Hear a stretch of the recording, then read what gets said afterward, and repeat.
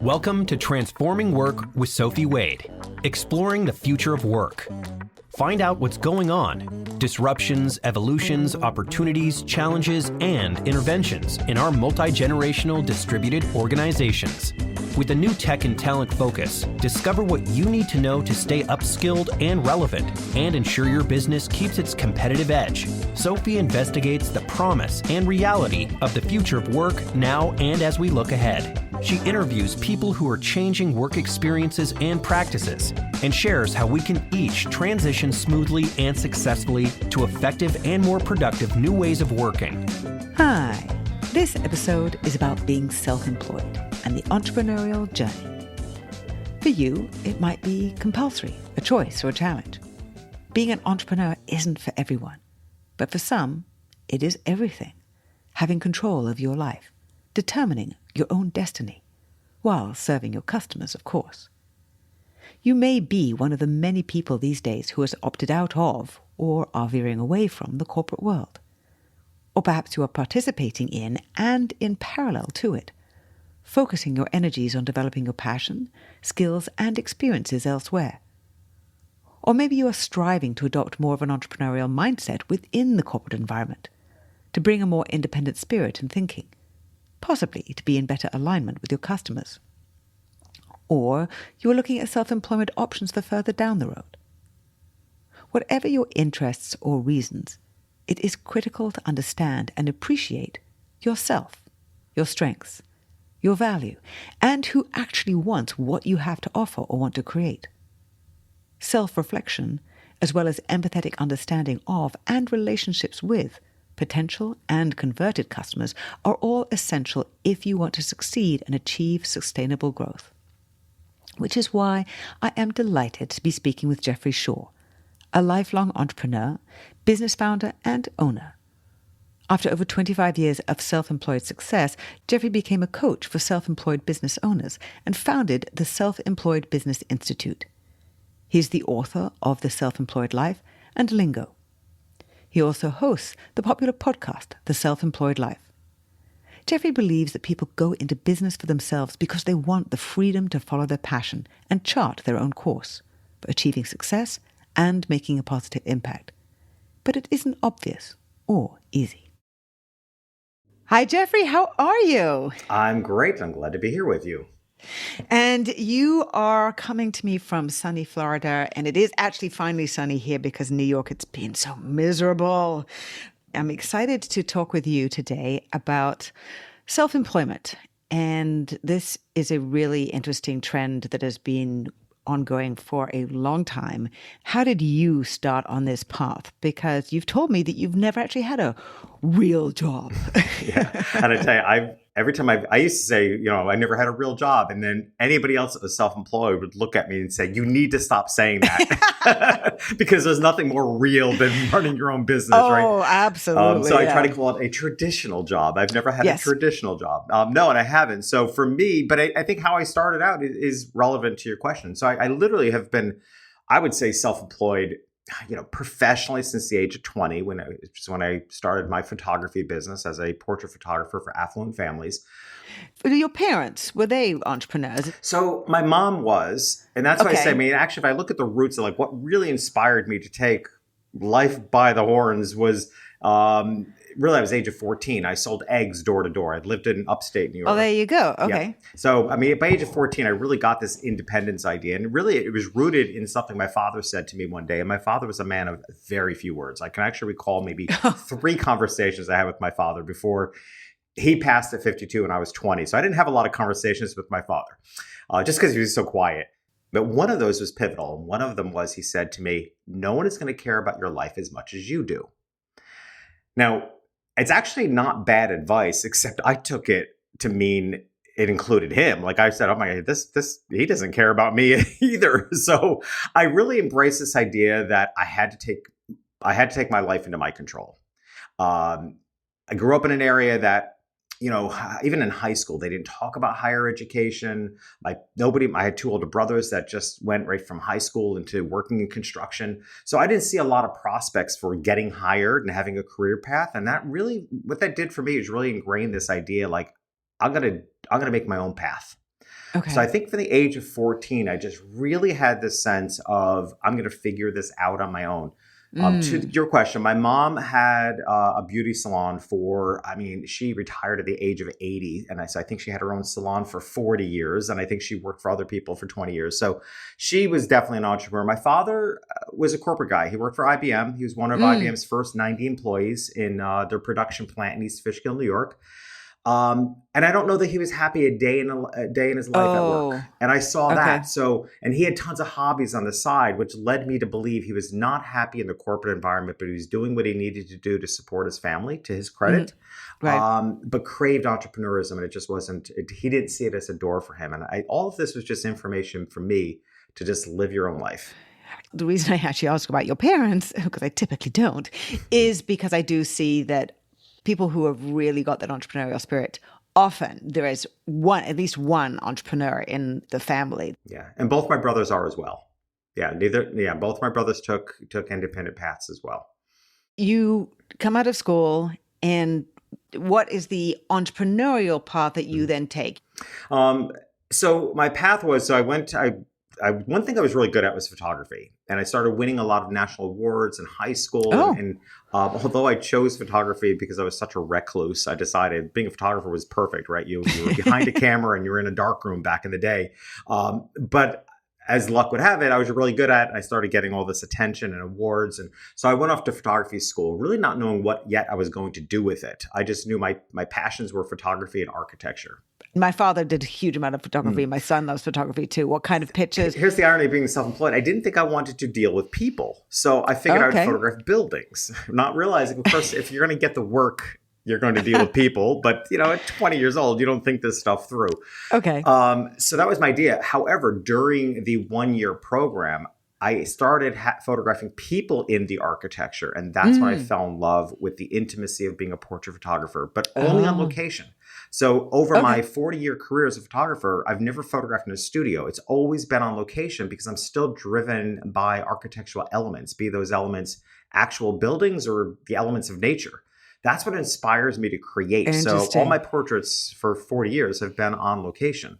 By age 20, I was all in with everything on the line, which it seems, 20 years old, you think you don't have a lot on the line. I was married already. I got married at 20. Oh, wow. So I had normal expenses, rent, things like that. Yeah. But honestly, Sophie, the biggest thing that was at risk, it was the only thing I knew how to do. And I didn't know, without that talent, I didn't know what would become of me because I didn't think I was employable. I had no other ideas as to what to do with my life.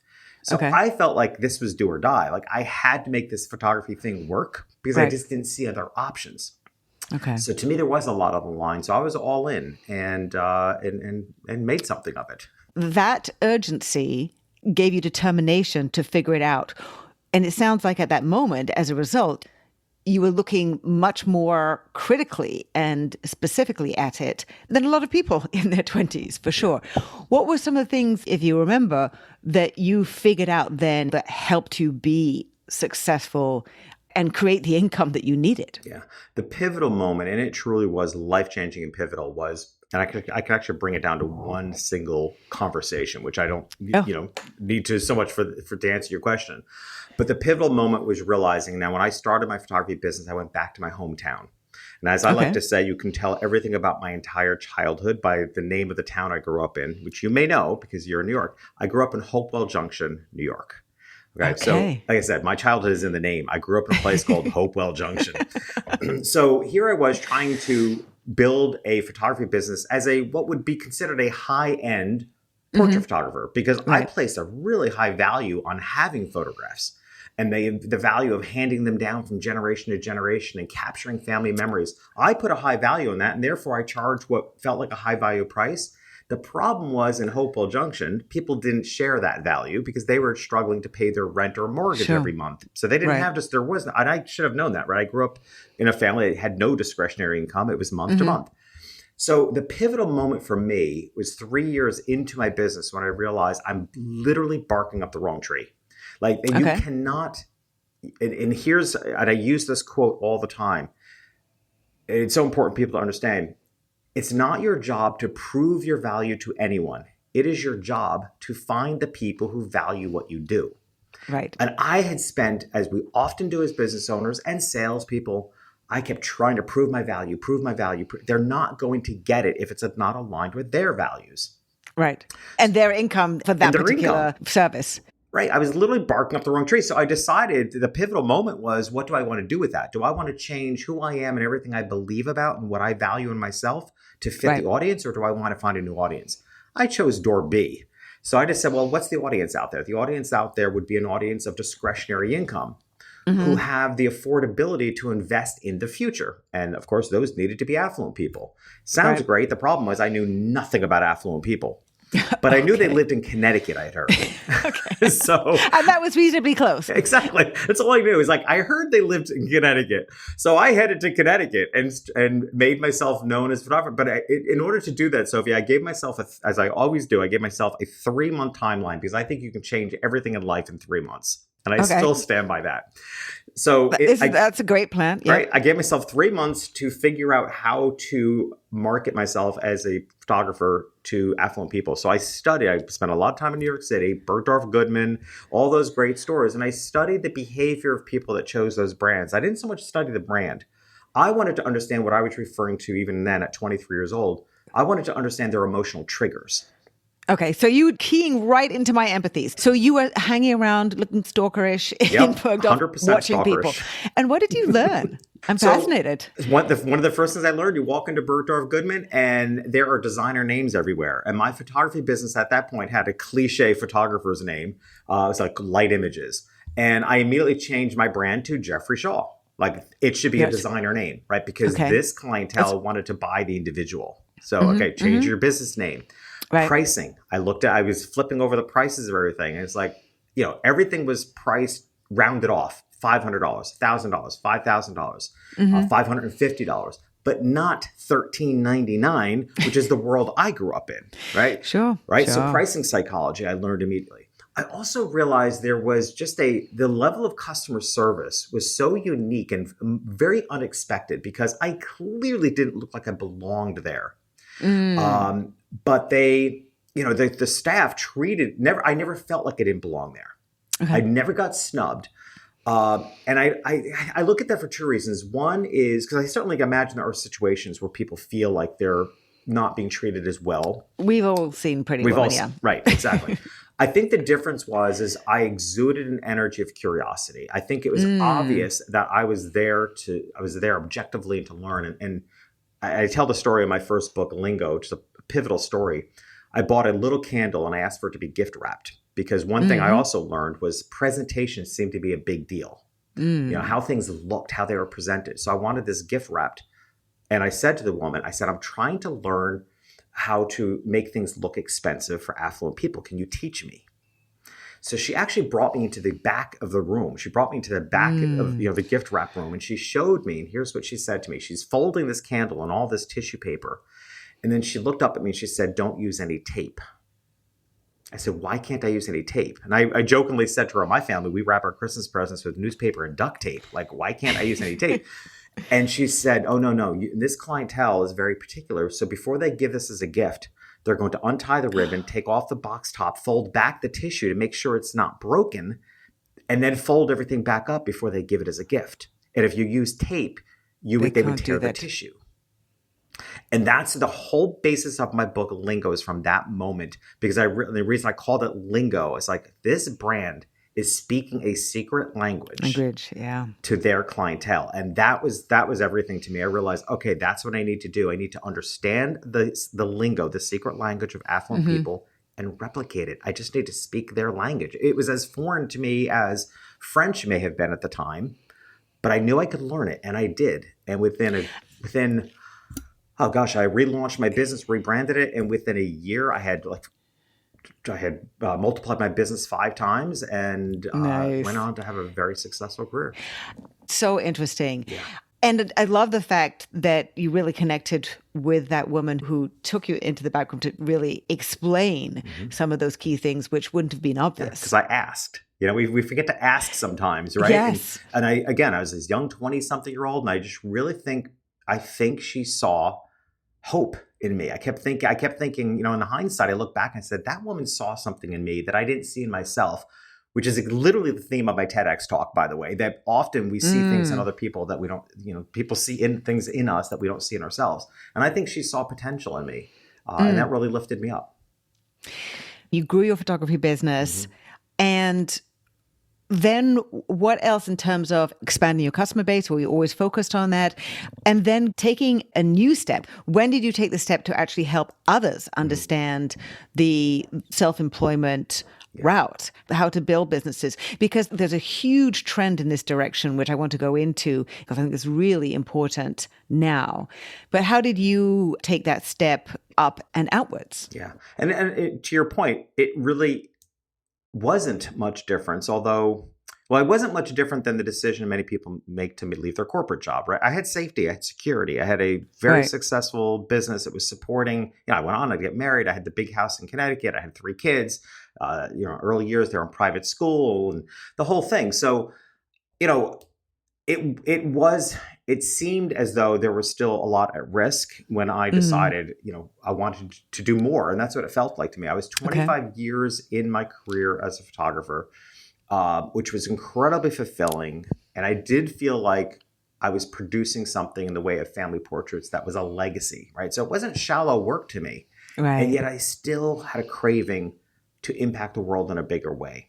And that led me to pursue the idea of coaching, which was just sort of a side gig at first. I went to training. I received hundreds and hundreds of hours as a coach training, and was doing it on the side. And I found that I loved business and I loved the creation of business. And I got just as much joy out of helping other people as I did building my own business. And what really started standing out to me was that I had such an unusual business. And if I could sell something that nobody needs to the hardest audience to break into and figure out how to do that, I can unpack anybody's situation and help them build a business. So I realized I actually had something. I knew something. I'm working on my 3rd book, which is about self-doubt, specifically for high achievers. And one of the things that I've kind of honed in on is what snaps us out of self-doubt, or as I like to refer to it, what helps us manage it, is to remind ourselves who we are. When we have moments of self-doubt, it's often because we've disconnected from what we've already accomplished, what we know. And that to me was a moment of realizing I knew something, and I knew something that could help other people. So that really is what brought me into starting to coach. And then, once I got a taste of it, I eventually transitioned out of photography fully into coaching. During that journey of the 25 successful years, there clearly must have been moments of self-doubt, mistakes that you've made, or positive steps up that you didn't take or that you needed to have a moment of challenge before you took that next step and going through the recession. What were those moments, those challenging moments that you surprised yourself, you thought, I knew this, and then had to make a change? Because those are some of the challenging things that entrepreneurs who are doing well all still have to go through. 100%. I mean, I hired my first business coach in 1999 before it was cool. And I barely even knew what a business coach was, right? And that was in my peak years. That was my peak earning years as a photographer. I had everything anybody could ask for. So why did you hire a coach then? It was lonely and not in the way that one expects. And I think this is really, truly a reason for people to consider, having that kind of support. It's not that I had more than enough people around me. I had staff, I had kids, I had a wife. I was like, I was overwhelmed, but it was lonely because at the end of the day, every decision felt like it was on my shoulders. Sure. And that's a lot of weight. And I felt like that's what I craved. I craved having somebody share in those decisions. Ultimately, it was still my responsibility, but I wanted somebody to share in those decisions. And I got so much more than that. I worked with that coach 3 times a month for 7 years. It wasn't, he retired. And that's the only reason. That's when I became a coach. I mean, his retirement was a big impetus for me becoming a coach. Oh, that's funny. So that's one big moment. And what I learned in that, I remember our very first phone call, and this is to your question about, what do you learn? The thing I learned in my very first phone call with him is that my business had plateaued.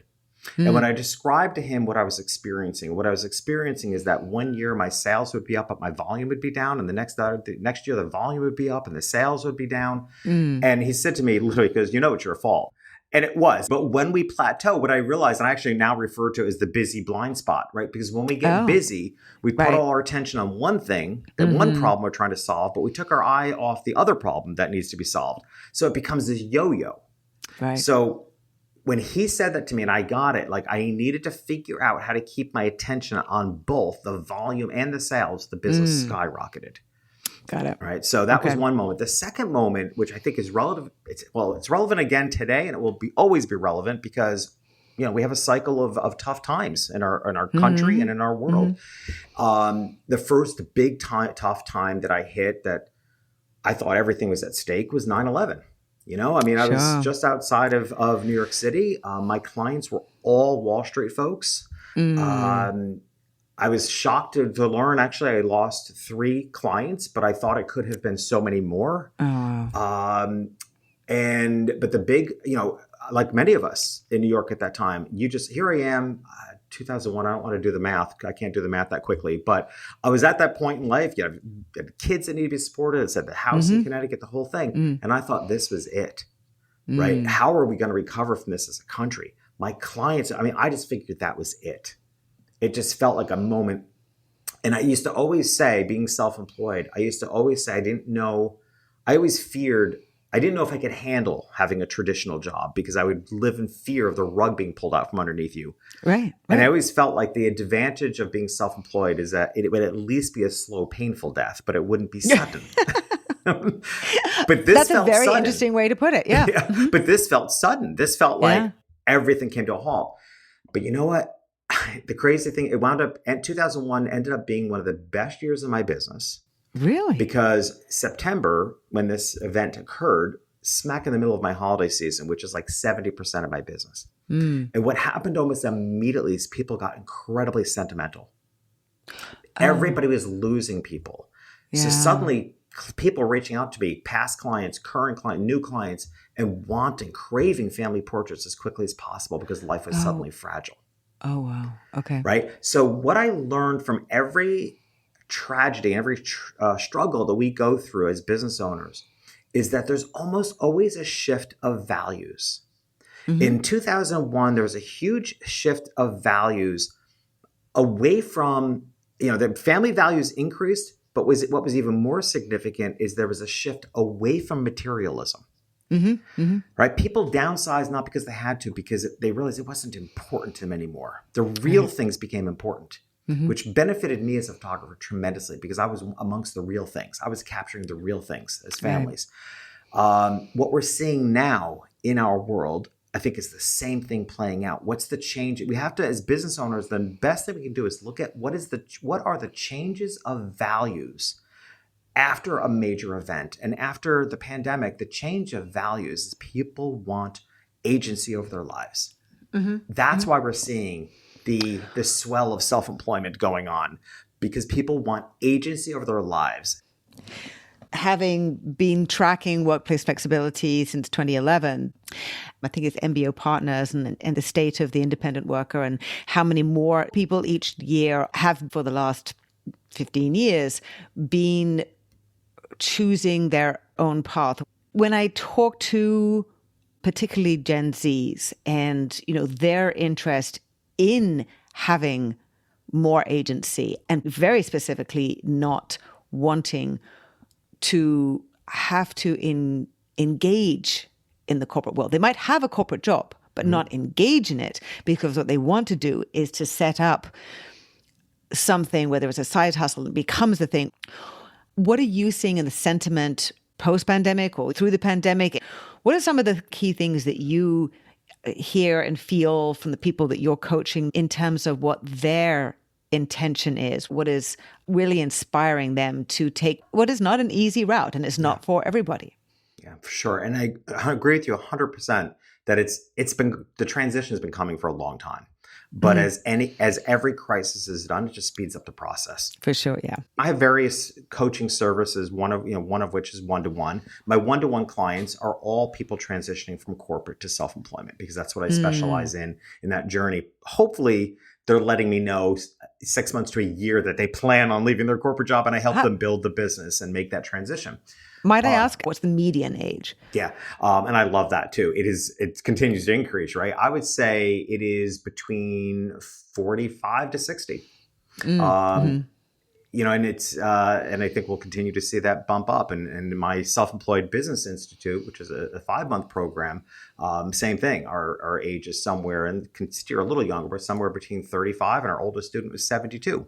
And so, it's definitely, people, like I say, people of a certain age, which I think is great. Here's what I think is really pivotal about that, is that you get to a point in life where you want to get to where you want to go quicker.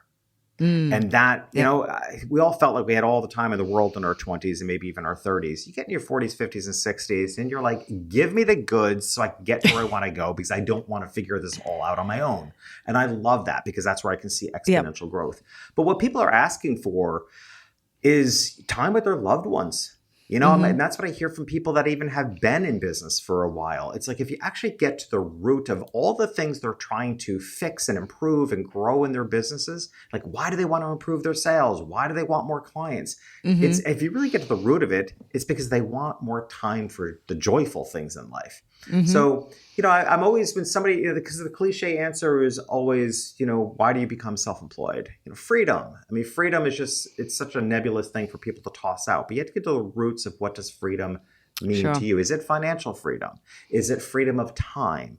What exactly, is the freedom that people are looking for? And that's kind of what I try to dig underneath in order to really find the root of the motivation. And with that, I would imagine there's also the freedom to choose to be working or developing a business in something which somebody is passionate about, and figuring out how to make a business of it. And there's also the skills. What are my transferable skills? Because it's not necessarily a tool in the business that I was doing. And I have to try and work out what my skills are, which most people don't know. I'm always asking people, what are your top 3 skills? And very few people ever tell me that they actually really know. And the people who do know typically are people who are already entrepreneurs, freelancers, or consultants, because they sell themselves on those skills. So when somebody's transitioning from a corporate environment into a corporate job, I think this was where the pandemic helped. People understand what environment really helps them find their flow and what they get energized by. What has been surprising to you, or is a critical part of the process in terms of helping people identify their skills and develop their passion or what they're energized by into a business? Yeah. So one is the classic Steve Jobs phrase about connecting the dots, right? I mean, it's one of the things I sit down with people to do is really, there's so much information in the life you've already lived. Even the relationships you've been in and out of, your career path, your education, your soft skills. One of the things I ask my clients often is I ask them to provide me with a list of compliments that they've heard throughout their life. Right. That's a great way to find that out. And just, and ask them to say, and pay particular attention to the ones you want to brush off. Right. How many times in your life has somebody said to you, man, you have a way of just cutting to the chase? It's like, the world is telling you something that you're good at. The world is not hearing. So it's one of the things I asked them to do. And it really is eye-opening for them. And it also ties right into people's belief about value, their personal value and the value of what they should charge. Because what comes easy to us as a natural characteristic of our personality, we don't think we should be paid a lot for that, right? I'm like, no, it's actually the complete opposite, right? What comes completely easy to you as a characteristic of your personality, charge the most for that, because people will crave that, and it's something that'll be easy for you to deliver. We don't need to make this harder than it is. So, one is to help people make connections. The other thing I find is that most people leaving corporate, they're driven to do what they're currently doing, or a version of it, and do it better than their current place of employment. There's a way in which they just they seem to come out with this. I've been seeing this, and I think there's a better way of doing it. And if I look at what I think is if you really step into what I think is one of the true definitions of being an expert, it's our ability to observe a pattern for which we think we have a solution for. Okay. Right. So if you kind of, and I find that a lot of people with self-employment, what they're driven by is they've been observing something in their current workplace that isn't working so well for the people that they're serving. Right. And they feel that they can do it better, and they leave, and they want to do it. The problem is when it comes to being self-employed is with unknowingly they recreate the same mindsets, the same environment, the same challenges that they just left, and now it's in their own business, right? And that's where I hopefully come in and help them. It's like, no. It's when it's your own business, it's an entirely different way of being in business. You have a different. So how do you help that mindset? It's shifting from a corporate mindset. Yeah. And that's not easy. How do you help with that? It's a lot of deprogramming. So, that's my Self-Employed Business Institute. It's a 5-month curriculum. My minimum, like one-to-one coaching is a minimum of 6 months. So yes, there's a time frame in there that I think, it takes to really deprogram, unwind from mindsets, set forward the correct ones, set forward better habits that start rewiring the brain, and lay down the strategies, right? I mean, I refer to it as the self-employed ecosystem, which has 3 components. It's your personal development. It is the business strategies that are right-sized and appropriate for self-employed businesses. And it's your daily habits and mindsets that you need to work on a daily basis to create consistency, because this world of being self-employed will rock you from hell to high water every day, right? I mean, it's just you're being rocked like a boat on a rough sea. So you need to have established some consistency in your habits and in your mindsets in order to weather that storm. And then just keep going. Just go at it. So as far as, how to unwind them, it's, this is, again, one of the reasons why I love working with people of a certain age is they'll flip their mindset in a second. Think, right? Don't you have that experience? Like you can hear one pivotal thing and you're like, oh my God, that just sank in. I can do something with that. That's true. Actually, it's not a long journey. You can point something out and they'll rethink it and shift their mindset instantly. And I guess part of that is the person who has come to you, who is about to step out of the corporate world or has already taken that big first step to shift their mindset to say, I want to do this differently. They've opened up their mind. I want to do this in a different way. And in terms of younger people now who don't necessarily have the benefit of a lot of experience, who are really keen because they want more agency, because they are not enthusiastic about the corporate environments, what advice can you give for them in terms of choosing a different path? If you've been in a corporate job, learning how to CC 10 different people, some of those ways which are very different, very useful to learn because you may well be selling to large corporations and understanding how they work is very helpful. But then what are the steps that they can take? Is it a side hustle, starting their own business, moving to a small organization for younger people when so many are trying to go the entrepreneurial route, which is much harder when you have much less experience? Exactly. So I guess my answer to that is twofold, which may seem contradictory. One is absolutely, if you're going to pursue your own path, either start a completely independent, build a small team. I find, younger folks really grasp the idea of collaborating. Good for them, right? I mean, so so lean into your strengths, and if you tend to be someone who can be more creative in a collaborative environment, then create that for yourself. So I do think a small organization or completely independent, be a company of one to run with your idea. But I will also add that, and again, this is what may seem contradictory, is I also want to encourage younger folks to keep pushing the direction of corporate America. Keep pushing the direction, because I actually think I was asked, pre-pandemic, I was asked 3-4 years ago on a podcast, which was such an odd question for somebody who's never had a traditional job. But the host asked me, what did I think the future of work looked like? Right. And what surprised me is how quickly I had an answer. I said, I think the future of work looks more like self-employment.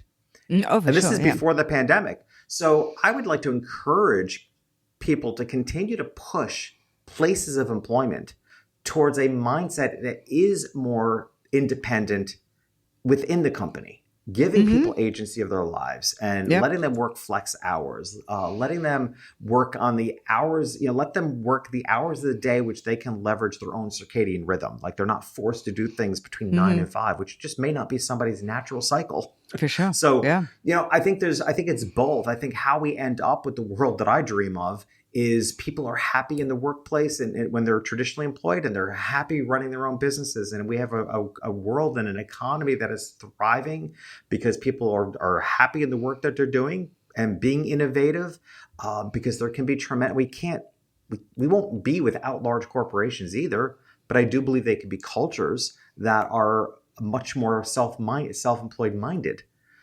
So I think it's both, because I also want to respect that owning your own business is not for everybody. But I think everybody wants the agency of that, but not everybody wants the burden of responsibility that comes with business ownership. Therefore, let's also make it feel that way in traditional jobs. Sure. And the trend has been for a long time before the pandemic in terms of smaller cores of corporations, greater use of the extended talent pool, whether it's freelancers and independent, longer-term consultants, and that being a stable way for corporations and independent workers to have strong existences. And their self-employment, maybe they're a solopreneur. What percentage do you find are going into entrepreneurship and considering to be solopreneurs or to be an entrepreneur who is typically not employing people, but hiring independent contractors? Yeah. So in my world, almost everyone. Okay. Right. So the people that I work directly with in my business institute, my one-to-one clients, they really are by and large businesses of one. I mean, I'm a business of two, technically. It's myself and my daughter is my EA.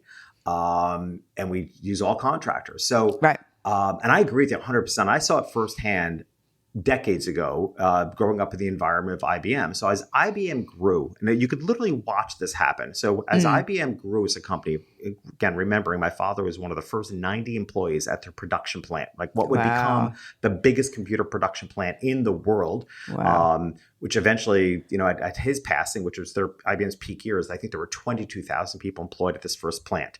So I saw the growth. And what you saw happen was a company that as it was growing, they brought everything internally. They kind of started with contractors locally. And then as they grew, they started employing everything, their own marketing department, their own everything. They brought everything internally. And then they hit hard times.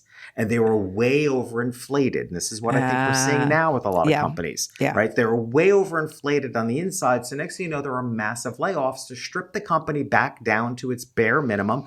And what do? They go back to hiring the contractors. So it is a proven more stable way of running a business. And it creates also a thriving economy and a more exciting world. I just spoke last week at a convention of realtors. And, their realtors you could feel their shakiness about what's going on the, interest rates and first of all, which is ridiculous. I'm like, what are the interest rates? 6% or something? I mean, that's still really low by the historical average has been 8.5 over like 30, 40 years, right? So we're still below the historical average. But the point I made to them is like, think about their role in the economy, because every time a house turns over, think about the number of contractors that are hired. The movers, the painters, the landscapers, there are so many contractors that are hired for every transaction. I don't know why these companies in their growth start overinflating from the inside when ultimately they're going to end up stripping it back down to hiring contractors. And I'm hoping that maybe this is, and I do sort of, Sophie, think that this is the cycle we're seeing now of companies doing this. I actually think it might sink in this time. Maybe I'm being naive, but I do think it's sinking in. I don't think you're being naive. And I do certainly hope and advocate for that. Apple didn't overhire over the last 18 months. And instead, right now, rather than firing people, they're delaying some bonuses, they're delaying some hiring, they're delaying some projects. And there's a lot of transformation that needs to happen. And if you were going to be able to build trust both with employees and with contractors, it needs to be stable. And having a stable relationship with independent contractors, I think, is going to be very beneficial for the long term, because the more that we can have these extended pools of freelancers and contractors that companies have in a stable network, that really becomes a new economic ecosystem, both for corporations and these smaller businesses. And I do believe that that's where we're going. But there are a lot of things that need to change as we get there, including laws and definitions of who's an employee and who's not an employee and stuff like that. I just want to add to that, too. I think what gets overlooked is the benefit of the creativity that can be fostered, right? I mean, I think, and I see this in businesses of one, honestly, where, to be self-employed, I think one has a little bit of a controlling personality to begin with, right? I mean, and as one should, because your name is on it or your reputation is on it, and you need to control the control to a degree. Because I think what what gets lost if you keep things too internal is the possibility of something completely fresh and unexpected. And I look back at my progression of my career, particularly as a photographer, and I think the years of biggest growth and creative excitement were when I learned how to employ, and that was had to be a learned skill because it didn't come naturally to me. But I see this in companies today, and I've actually spoken a lot at HR events, and I always make the same point. I don't understand why companies and businesses of one don't put more effort into who they hire. But instead, what I see as a trend is they do anything they can, particularly in a growth period, to get butts in seats, and then they try to change the people when they get there. Like that's just, it's not nice and it's not effective, right? So I think, we need to put more effort on the front end on who really brings something to the organization. And another reason I think I'm so in favor of the more contractor 1099 format is what freshness can be brought into a company. And I think that's so often overlooked as a huge advantage. I think it's really exciting about the trends that are going on in this area. The self-employed percentage of the population, which right now is at just over 10%, and I see that growing. Because actually I have two interesting stats. January 2023, 10% of the US population self-employed. But in February 2022, it said that 71% of Americans want to be self-employed. That's a big gap. It's a huge number. But here's the thing. I think I brought this up with the group of realtors I spoke to, because I asked the audience, how many of you consider themselves self-employed as realtors? And about half of them put their hands up. And I said, well, let's reframe what it means to be self-employed. If the results you get are proportionate to the effort you put in, you're self-employed.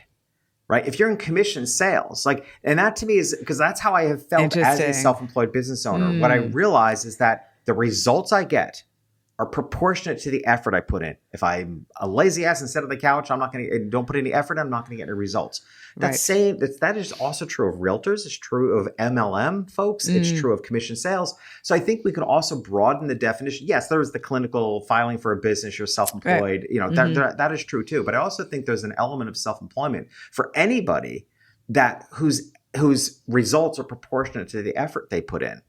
Right. So I think that's a very interesting way of defining it. I always find it hard to believe 10% or only 10% are self-employed. That actually seems ridiculously low to me. It probably is accurate, but it's only looking at the licensing or the application process. Yeah. And honestly, I think the BLS, with all due respect, is asking questions that don't really get to the heart of a lot of these things. And the questions they're asking on a particular day, whether that person is fully employed or working on a project, can distort the numbers. So we don't really have the accurate numbers. Jeffrey, what haven't I asked you that I should have done? Oh my gosh. This has been such a rich and intelligent conversation. I love it. So I don't know. Nothing's coming to mind. You could ask me anything and I've got something to say about it, but nothing's coming up from mind. I think we covered a lot of grounds, and I'm so thrilled that you're looking at this broadly, right? Just the transformation of work and how that includes self-employment. If someone of any age is in a corporate job that they're thinking this isn't for me, and they're kind of thinking, I think I want to take the entrepreneurial route, but I'm not sure. What should they ask themselves? What should they do to test whether this is the path for them, apart from doing Myers-Briggs? Yeah, exactly. Only kidding. Well, one thing I'd say I'll offer. So I actually, and it's free, you can grab it. But if you go to selfemployedready.com, it's actually a 12-month timeline, because I've been asked this so many times, what do I do? How do I plan this 12 out? months. Okay. So selfemployedready.com will actually give you a 12-month timeline. And not everybody gives themselves 12 months to go from corporate to becoming self-employed. So if it's 6 months and you plan on leaving, you just speed up the processes a little bit. But it gives some really practical tips. But as far as really just wondering, is this for me? Do start building it out as a side gig, so that you can test it a little bit. But here's the thing: it's really just first identify your passion for it, because we can turn that passion into a business, and you're not going to leave your corporate job and completely fulfill your income immediately. Right. But You want to know that you have enough passion for what you want to create that's going to keep you going. Because the first year you're going to be, dumb, stupid, and running on adrenaline. You're going to be cool. Reality sets in, right? Reality sets in between the second and fifth year, right? I just find, that's why I almost look at it as an intervention at this point. Particularly with my Self-Employed Business Institute, we specifically seek out potential students that have been in business between 2 to 5 years. It's an intervention period. Because that's when the I want them to have I want them to have information. I want them to have been out there for a year or two because they've gathered information. Okay. Right? It's like the seeds are there. They also know the frustrations. But then I also want to make sure that we get them going in a path of satisfaction before they run out of steam. And people run out of steam somewhere between like 3 and 5 years. You're trying really hard and you're not getting anywhere and you're not getting the results and you're not getting the satisfaction. People are going to run out of steam. So I look at it as kind of the important intervention period. I have to say, when I started my own business, I didn't realize that a new business was the first 5 years. Yeah. Yes, you have to keep energizing yourself and keep going. Jeffrey, that's great advice. And I am so thankful to you for sharing so many of your insights and your great story and all that you've been through and what you're sharing now. I do very much agree that the segment of the self-employed population around the world is changing and only going to be growing because now it's cheaper and more scalable and easier to do, then people can have more agency. So really appreciate you spending time with me today. Thank you. I appreciate the work you're doing. Thank you for having me. Thank you again so much to Jeffrey Shaw, coach for the self-employed, founder of the Self-Employed Business Institute, and author of The Self-Employed Life and Lingo. You can follow Jeffrey on LinkedIn as well as on Twitter at JeffreyShaw1, JeffreyShaw1. You can go to his website, jeffreyshaw.com, and selfemployedbusinessinstitute.com, as well as find his books at your favorite retail and online stores. You can also listen to Jeffrey's podcast, The Self-Employed Life. Immediate action tip. To speed up a typical 12-month transition to self-employment from a corporate job, identify your passion first and build a side gig to test it. You want to know if you have enough passion for what you want to create that's going to keep you going and get you through the frustrations. For more about how to understand others whom you're trying to sell to explore or grow your entrepreneurial venture, read about how to practice empathy with great effect throughout the sales process in my new book, Empathy Works, the key to competitive advantage in the new era of work. If you enjoy this podcast, why not tell a friend as well as like it? And please write a quick review wherever you listen. For regular video updates, curated useful articles, research and information, follow me on LinkedIn and Twitter at @SophieWade. For more information to help navigate this period of transformation, you can also sign up for my Work in Progress newsletter on LinkedIn and my blog, which is available on sophiewade.com and flexcelnetwork.com. Until next time.